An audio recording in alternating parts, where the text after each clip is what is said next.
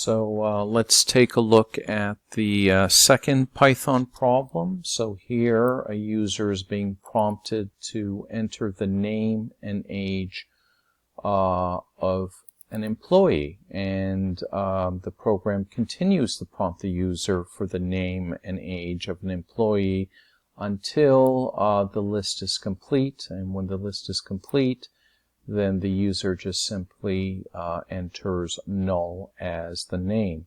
So once null is entered, the program then completes by printing out the two columns, one column for all the employee names that were entered, and a second column for the corresponding ages.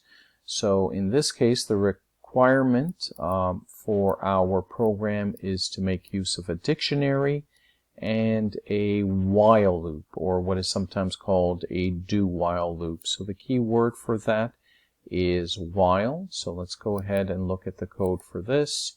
Okay, so again, we want meaningful names. You know, try to include some comments up there. So I'm going to put in a comment. So entering name and age. Okay, so what we're doing here is we're initializing everything. Okay, we're setting the initial values of everything we're going to use to 0. So ename, short for employee name, well, that's the empty string, two quotes right beside each other. And then the age, well, again, 0, you know, and our dictionary is now empty. Recall that a dictionary uses the braces or curly brackets, and we can see there is nothing currently in that dictionary. Okay, so let's go on now. Oops. Okay, so we are now going to take a look here at how we're going to populate that dictionary. Okay, so what I'm going to temporarily do is I'm going to create a little bit of space here, because I think we might be looking at too much information at one time. So forget about the loop, forget about the while part, and let's just look down here. So we're going to prompt the user to enter the name of an employee. It's going to be a string, and it's going to ename. So we initialized it to nothing, but temporarily it's going to be the name that the user enters. Okay, and let me just cut this part out, because likewise I think that might be creating that might be too much information. Then we go on to the age. Okay, so we do the same thing with the age. We enter the age, so Sam 26, and now we're ready to begin populating our dictionary. So employee Sam's age is 26, and that gets added to our dictionary. But we want to continue. We don't want to just stop with one employee only, and that's why we placed it inside a do loop, or what is sometimes called a while loop. So we're going to keep doing this. We're going to keep prompting the user for a name and an age, and then populating our dictionary. Here's the dictionary up here. It's starting off with nothing until the user enters none. Now, how do we know the user entered none? Well, we need to put a test in there. So what I'm going to do right now is I'm going to put a test. If the name entered equals none, then you want to break out of this. Now, it's very easy to get the indentation wrong here. So what I'm going to do is I am just going to click right by that F and click backspace 2 times. So that if needs to be in line with employee name. So if a user enters null, then we completely break out of the while loop.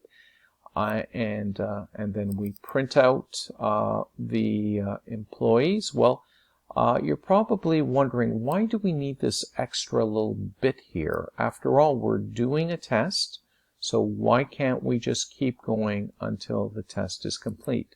And you'll see the reason right away.